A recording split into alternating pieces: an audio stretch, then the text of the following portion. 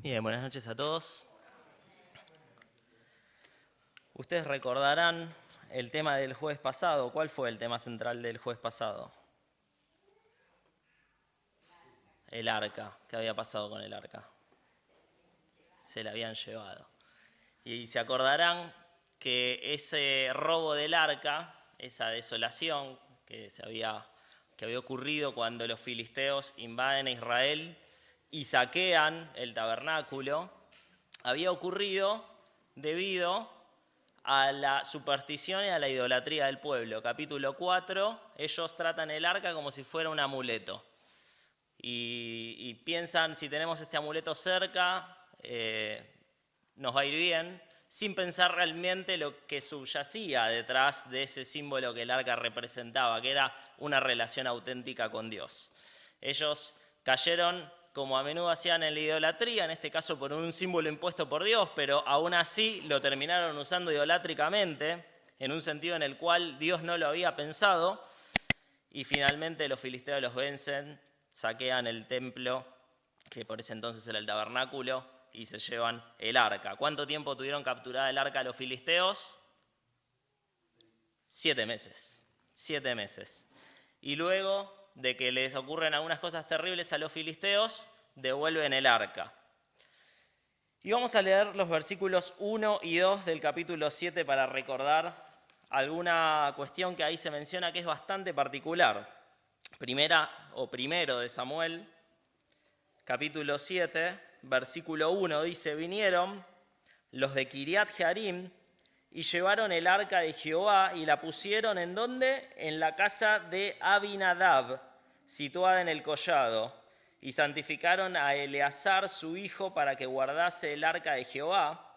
Desde el día que llegó el arca a Kiriat Jearim pasaron muchos días, 20 años, y toda la casa de Israel lamentaba en pos de Jehová. La Biblia de las Américas ahí traduce que todo el pueblo de Israel añoraba al Señor, añoraba al Señor.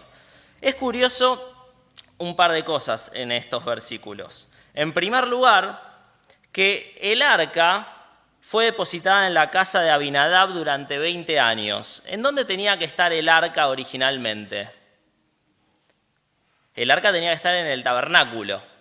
El arca tenía que estar en el lugar santísimo, que era el lugar más adentro del tabernáculo, allí donde entraba el sumo sacerdote.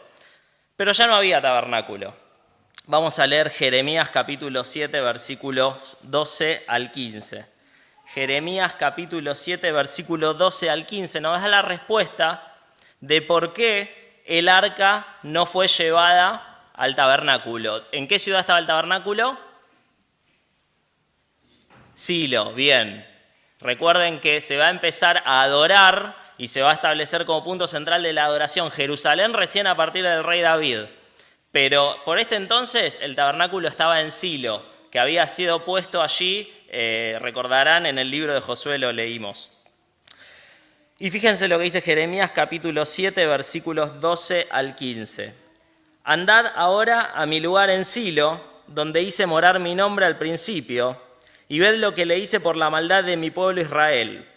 Ahora pues, por cuanto vosotros habéis hecho todas estas obras, dice Jehová, y aunque os hablé desde temprano y sin cesar no oísteis y os llamé y no respondisteis, haré también a esta casa sobre la cual es invocado mi nombre, en la que vosotros confiáis, y a este lugar que di a vosotros y a vuestros padres como hice a Silo.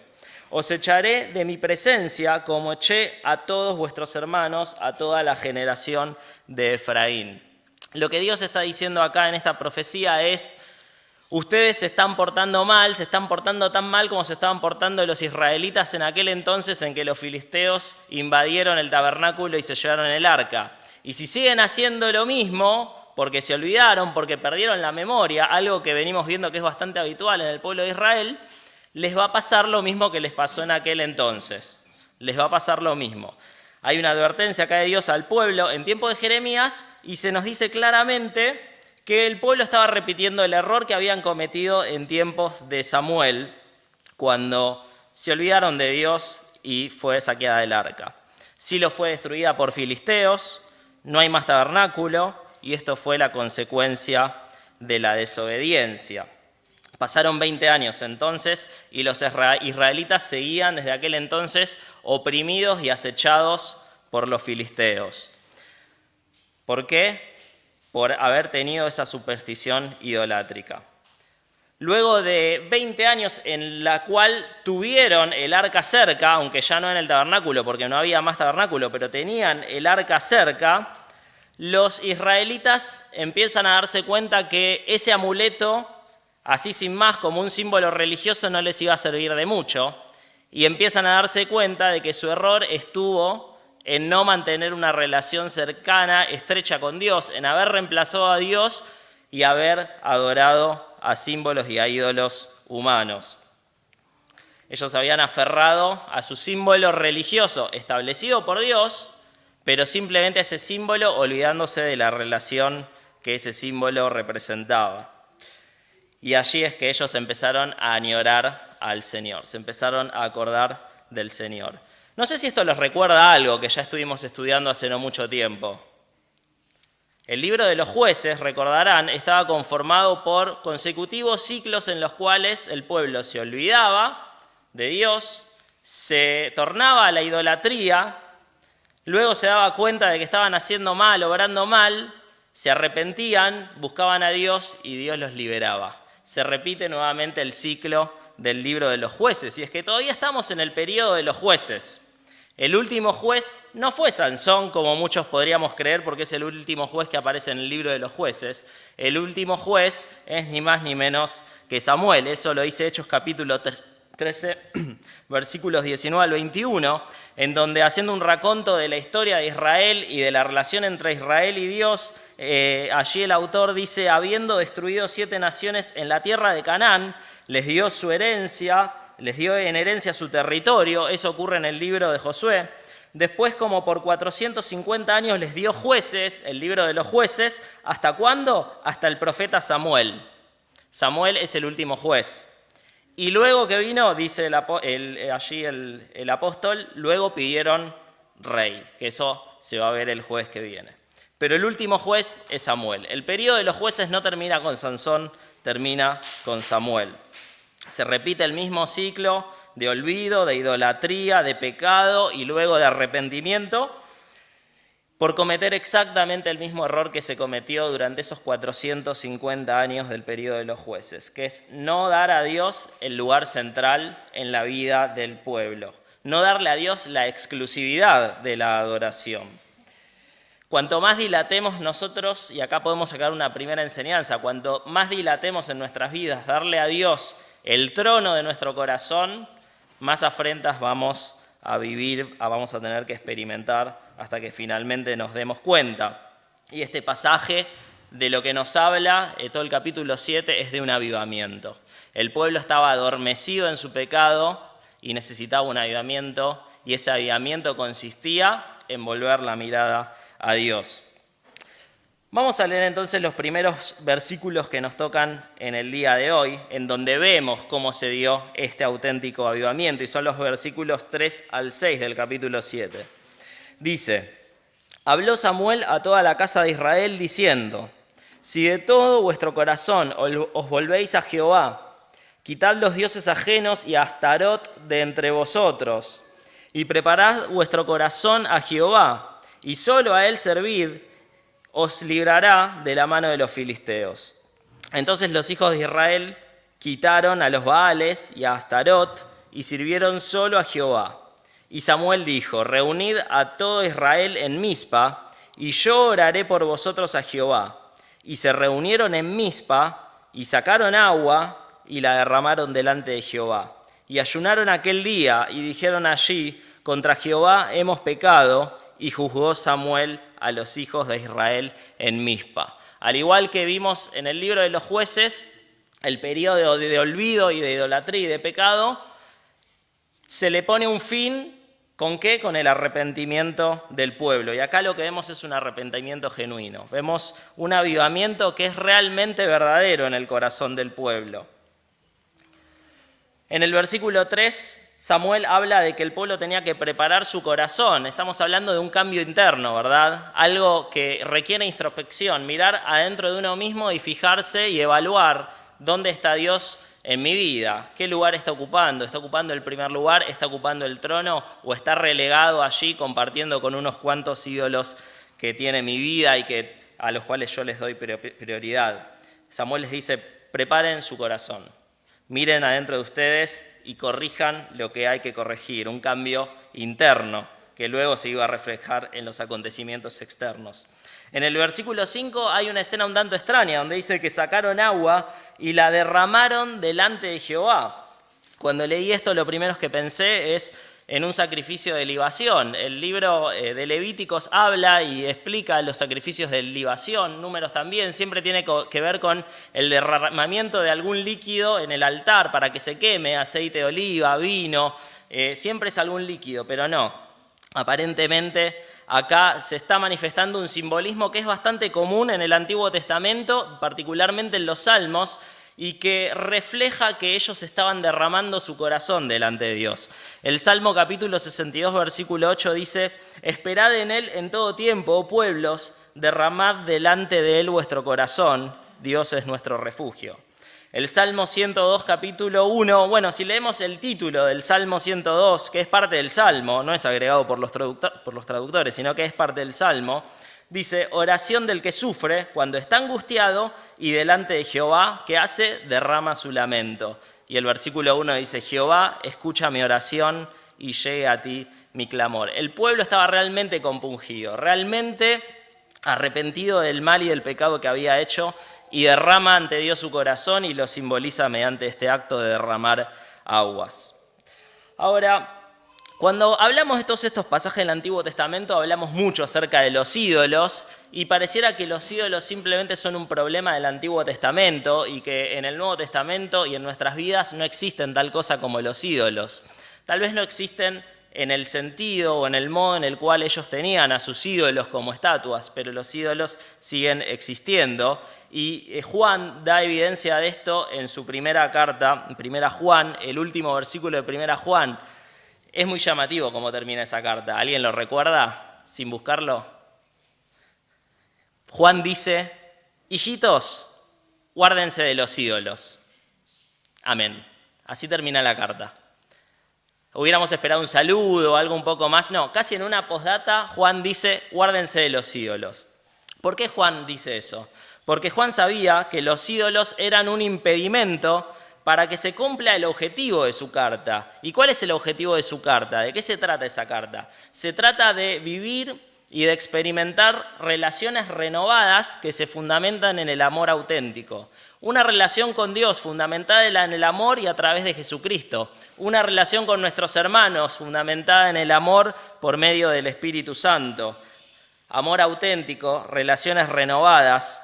Y parece que ese objetivo no es posible, no se puede dar si no se cumple eso último que casi como olvidándose en una postdata Juan introduce en su carta. Acuérdense, no se vuelquen a los ídolos porque si no nada de esto que hablé en los 5 capítulos va a funcionar. La idolatría iba a arruinar todo lo que Juan estaba transmitiendo. La idolatría era una amenaza real para los creyentes de aquel entonces y para los creyentes de hoy en día. A veces la adoración a los ídolos puede estar camuflada, como era en el caso de Israel. Ellos no abandonaron el culto al Dios verdadero, pero hacían convivir con el Dios verdadero a ídolos cuando el Dios verdadero demandaba la exclusividad de su adoración. Muchas veces podemos tener ese arca, ese símbolo, esa costumbre religiosa que aparenta que la presencia de Dios está ahí, pero no es más que una ilusión. La presencia de Dios no está realmente, no tenemos realmente una relación y en definitiva en nuestro interior estamos conviviendo con ídolos que gobiernan nuestro corazón y nuestra vida, a los cuales les dedicamos nuestro tiempo, nuestro esfuerzo, nuestras ambiciones y toda nuestra vida. Por lo tanto, la idolatría era un problema, pero el pueblo, como primer paso, experimenta un avivamiento. ¿Qué hace? Deja atrás esos ídolos y pone en el primer lugar a Dios. Creo que esa es la raíz de todo auténtico avivamiento. Poner en el primer lugar a Dios para que gobierne nuestra vida. El relato sigue, vamos a leer los versículos 7 y 8. Dice, cuando oyeron los filisteos que los hijos de Israel estaban reunidos en Mizpa, subieron los príncipes de los filisteos contra Israel. Y al oír esto, los hijos de Israel tuvieron temor de los filisteos. Entonces dijeron los hijos de Israel a Samuel: no ceses de clamar por nosotros a Jehová, nuestro Dios, para que nos guarde de la mano de los filisteos. ¿Qué estuvo haciendo Samuel durante estos 20 años que el arca no estaba en el tabernáculo? Porque ya no había tabernáculo y no había lugar en el cual Samuel pudiera ministrar. Samuel estaba ejerciendo el oficio de juez, pero tampoco pareciera hacerse mucho énfasis en que haya realizado un rol profético demasiado colectivo, demasiado estrafalario, demasiado multitudinario, porque evidentemente la primera vez que el pueblo se reúne multitudinariamente a escuchar la voz profética de Samuel, los filisteos se percatan y los van a atacar. Posiblemente se evitaban estas aglomeraciones grandes de personas para evitar sofocar o para evitar avivar al enemigo. Seguramente el ministerio de juez de Samuel, como vamos a ver al final del capítulo, era un ministerio itinerante en el cual iba proclamando la verdad de Dios. Pero hay algo que seguramente Samuel estuvo haciendo durante estos 20 años y el pueblo lo tenía bastante claro, y era orar. Samuel estuvo 20 años orando por el pueblo. Samuel es reconocido por el pueblo como un hombre de oración, y una oración intercesora que es poderosa, que es eficaz. Evidentemente Samuel era un hombre de fe al orar. Esto no lo digo yo, lo dice el propio Dios. Jeremías capítulo 1, versículo 15 dice: entonces el Señor me dijo: aunque Moisés y Samuel se presentaran ante mí, mi corazón no estaría con este pueblo, échalos de mi presencia y que se vayan. Nuevamente Jeremías está aludiendo a historias pasadas para advertirle al pueblo que tenían que volverse de su maldad y de su pecado. El pecado en la época de Jeremías era tal que Dios dice: ni siquiera dos grandes de la oración que otras veces, por así decirlo, me convencieron, como Moisés y como Samuel. Recordarán ustedes en el Sinaí, Moisés, cuando le pide a Dios que por favor no destruya al pueblo, e incluso ofrece hasta su propia vida, en un simbolismo allí de nuestro Señor Jesucristo, ofrece hasta su propia vida para que Dios no liquide al pueblo, y finalmente Dios cambia de parecer, usando un vocabulario antropomórfico, no nos remite, Dios no se arrepiente, Dios no cambia de parecer, porque lo perfecto no puede cambiar, pero para transmitir el profundo sentimiento de esa escena se nos dice que Dios cambia de parecer tras el convencimiento de Moisés, tras la oración de Moisés. Y lo mismo con Samuel. Samuel es reconocido por Dios como un hombre de tal oración que puede hasta sensibilizar al mismísimo Dios para que cambie de parecer respecto a su pueblo. Bueno, en Jeremías Dios está diciendo: de esta no salen ni que pongan a orar a Moisés y a Samuel juntos. Básicamente eso es lo que dice Jeremías capítulo 1, versículo 15. Entonces, Samuel era un hombre de oración, y el mismo Dios lo reconoce esto, que su oración era poderosa y era eficaz. Y el pueblo lo reconocía. Y el pueblo acude a Samuel para que ore por ellos. El pueblo reconocía en cierta forma que si durante estos 20 años los filisteos se habían mantenido al margen, era porque Samuel estaba orando, intercediendo por el pueblo. Samuel, nosotros sentimos que vos estás orando, vemos las consecuencias y las vamos a ver y las vamos a sentir lamentablemente si también lo dejas de hacer. No dejes de orar, Samuel, no dejes de orar. En Samuel capítulo 12, versículo 23, se puede ver la despedida, por así decirlo, de Samuel respecto al pueblo. Cuando el pueblo dice: no queremos más a este juez, queremos a un rey. ¿Un rey cómo? ¿Un rey conforme al corazón de Dios? No, un rey como tienen las otras naciones. Y Samuel se opone a esto, pero aún así no odia al pueblo, no guarda resquemores ni rencores. Samuel en el capítulo 12, versículo 23, cuando se despide del pueblo de su rol como juez, dice: en cuanto a mí, lejos esté de mí que peque contra el Señor, cesando de orar por ustedes. Antes bien, les instruiré en el camino bueno y recto. Este pueblo se merecía la condena de Dios. Este pueblo se merecía el pago de sus pecados. Sin embargo, Samuel, ¿qué hacía? Oraba por ellos, porque los amaba, al igual que Moisés amaba al pueblo al punto de interceder delante de Dios por ellos. Ahora, noten qué interesante el orden en el cual dice Samuel en el capítulo 12, versículo 23, lo que va a hacer. Dice, no voy a cesar de orar por ustedes, y dice, les instruiré en el camino bueno y recto. Primero oración, después enseñanza. Esto no es azaroso, no es casual. Si nosotros leemos Hechos capítulo 6, versículo 4, en donde los apóstoles necesitan buscar a unos diáconos que se ocupen del servicio de las mesas y de las viudas, dice, porque de ese modo nosotros nos entregaremos a la oración en primer lugar y en segundo lugar al ministerio de la palabra. A veces no somos conscientes del rol fundamental que tiene que tener en nuestra vida y en nuestro ministerio la oración. A veces pensamos que quizás hay formas más fructíferas de ocupar el tiempo en vez de presentarle nuestros problemas, nuestras inquietudes a Dios en oración. Bueno, Samuel pensaba lo contrario, los apóstoles pensaban lo contrario. Primero la oración, que Dios se ocupe de resolver lo que tenga que resolver. Después el ministerio. A veces el orden nosotros lo invertimos, ¿verdad? Y dejamos que la oración sea el último recurso, el último orejón del tarro. Pablo también confiaba en la importancia de la oración para su ministerio. Acompáñenme a leer 2 Corintios capítulo 1, versículo 8.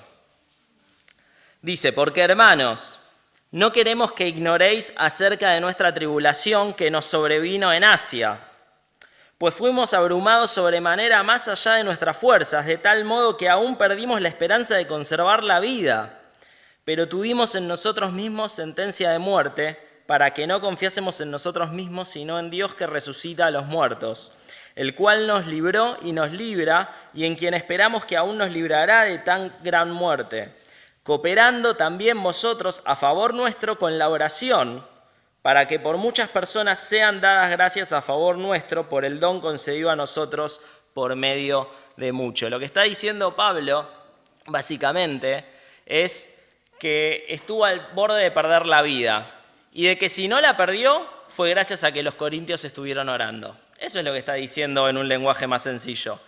Y por eso dice, muchos van a ser bendecidos a causa de nosotros, pero porque ustedes estuvieron orando y nosotros preservamos nuestra vida. Pablo le da a la oración de los corintios un rol fundamental, evidentemente, en su ministerio y en todo lo que iba a venir después. Los está haciendo prácticamente responsables de haber intercedido delante de Dios para que a él no le pase nada. Y recordemos cómo eran los corintios, no eran los mejores, ni eran los más santos, tenían bastantes falencias, pero aún así su oración intercesora por Pablo pudo hacer mucho, y Pablo sabía que su ministerio entero dependía de que otros hermanos estuvieran orando. Él acá no destaca que lo hayan ayudado ni económicamente ni de ninguna otra manera, destaca que estuvieron orando por él, y Pablo dependía profundamente de la oración de los hermanos y de los santos. De allí la importancia de la oración por los hermanos de la iglesia. Quizás a veces no podemos hacer algo, una ayuda demasiado material o demasiado fáctica con un hermano, pero sí podemos orar por él y podemos interceder delante de Dios por él. Antes de enseñar en una clase de la escuela bíblica, y va a ser mucho más eficiente esa enseñanza si vivimos una semana de oración pidiendo por esos chicos, por esos jóvenes, por esos adultos a los cuales les vamos a enseñar, y así con todo en nuestra vida. La oración ocupaba una importancia central en la vida de Samuel y el pueblo lo sabía. Por eso le pide a Samuel que no deje de interceder por ellos. Ahora, la oración no se podía dar en cualquier condición, y el pueblo había pecado, y el pecado afrentaba a Dios gravemente. Por lo tanto, era necesario el perdón de los pecados, el arrepentimiento y la remisión de esos pecados. Versículo 9, primero de Samuel, capítulo 7, versículo 9, dice lo siguiente: y Samuel tomó un cordero de leche y lo sacrificó entero en holocausto a Jehová, y clamó Samuel a Jehová por Israel, y Jehová le oyó. Y aconteció que mientras Samuel sacrificaba el holocausto, los filisteos llegaron para pelear con los hijos de Israel, mas Jehová tronó aquel día con gran estruendo sobre los filisteos y los atemorizó, y fueron vencidos delante de Israel. Y saliendo los hijos de Israel de Mizpa, siguieron a los filisteos, hiriéndolos hasta abajo de Bet-car. Indudablemente, todo cordero que se sacrifica por el perdón de los pecados nos lleva a pensar en la figura de nuestro Señor Jesucristo. El pecado siempre es presentado en la Biblia como un impedimento para que el hombre tenga una correcta relación con Dios. El pecado tiene que ser solucionado antes de que el hombre o la mujer puedan tener una relación correcta con Dios y puedan interceder delante de Dios en oración. Tanto en el aspecto salvífico, es decir, cuando una persona cree y se arrepiente por primera vez y es salvado por los méritos de Jesús en la cruz y comienza una relación con Cristo, como en el aspecto cotidiano, es decir, cuando el creyente todos los días en este mundo se ensucia y necesita confesar y pedir perdón de pecados para que nuevamente esa comunión un tanto afectada por el pecado cotidiano con Dios pueda ser restablecida. Un ejemplo de esto bastante claro lo encontramos en el simbolismo que nos representa el altar del incienso en el tabernáculo, el que se describe en Éxodo capítulo 30. El altar del incienso, un mueble chiquitito, más bajo que esta mesa posiblemente, con unos cuernos y una parrilla allí donde se ponían brasas y se quemaba incienso, que si leemos Apocalipsis nos damos cuenta que el incienso es simbolismo de las oraciones de los santos, de las oraciones del pueblo de Dios. Ese mueble estaba cerca del lugar santísimo, es decir, en el lugar santo, la primera recámara a la cual accedía el sacerdote, cerca de la cortina que dividía ese lugar del lugar santísimo. Y allí el sacerdote hacía fundamentalmente dos cosas. Cuando era el día de la expiación, en el cual los pecados del pueblo eran perdonados por el sacrificio de un cordero, del macho cabrío, Levítico capítulo 16 habla acerca de eso, agarraba esa sangre que simbolizaba el perdón de pecados y lo ponía en los cuernos del altar del incienso. Lo cual nos habla de que ese altar no podía entrar en funcionamiento si no había antes perdón de pecados.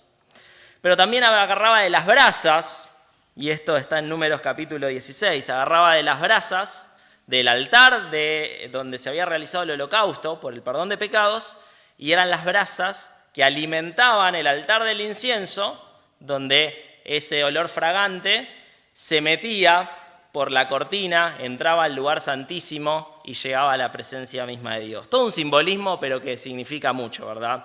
No puede haber una intercesión en oración delante de la presencia de Dios si el problema del pecado no fue solucionado primero.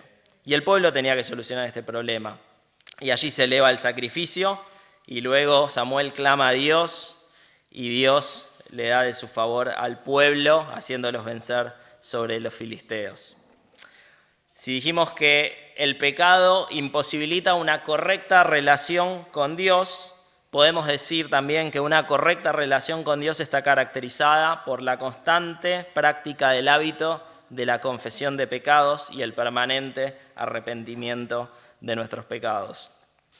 Finalmente, leemos los últimos versículos del 12 al 17.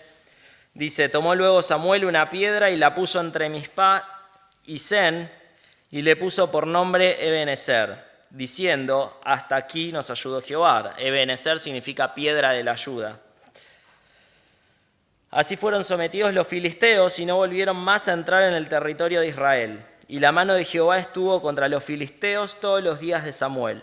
Y fueron restituidas a los hijos de Israel las ciudades que los filisteos habían tomado, a los israelitas desde Ecrón hasta Gat. Israel libró su territorio de mano de los filisteos, y hubo paz entre Israel y el amorreo. Y juzgó Samuel a Israel todo el tiempo que vivió, todos los años iba y daba vuelta a Betel, a Gilgal, a Mizpa, y juzgaba a Israel en todos estos lugares.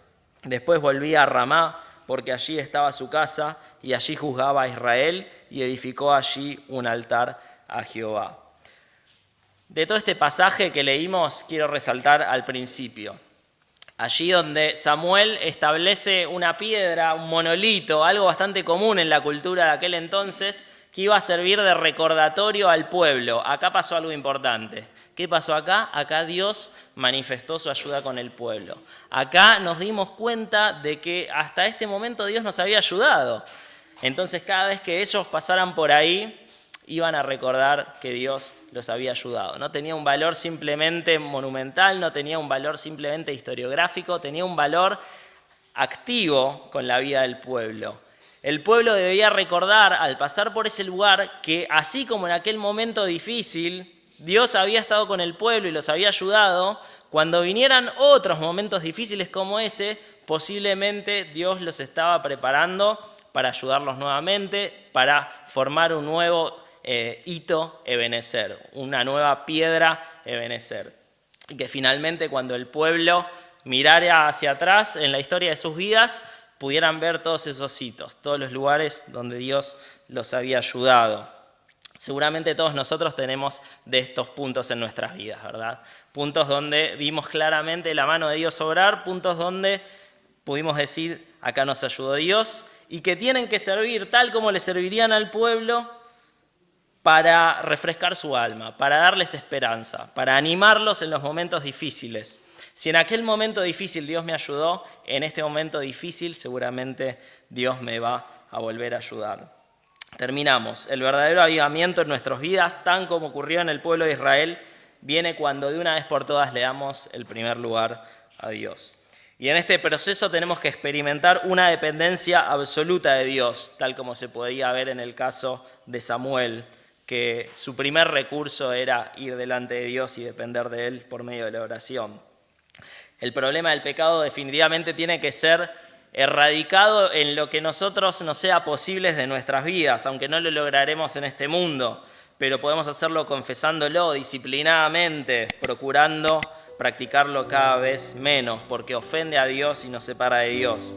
Y finalmente, si seguimos este trayecto que se nos presenta en este capítulo 7 del libro de Samuel, cuando lleguemos al final del camino, tal como le ocurrió al pueblo, vamos a poder mirar atrás y ver aquellos puntos en los cuales Dios fue fiel, Dios nos demostró su amor, su bondad y su providencia, y vamos a poder afirmar que finalmente Dios estuvo allí ayudándonos. Que Dios nos bendiga. Amén.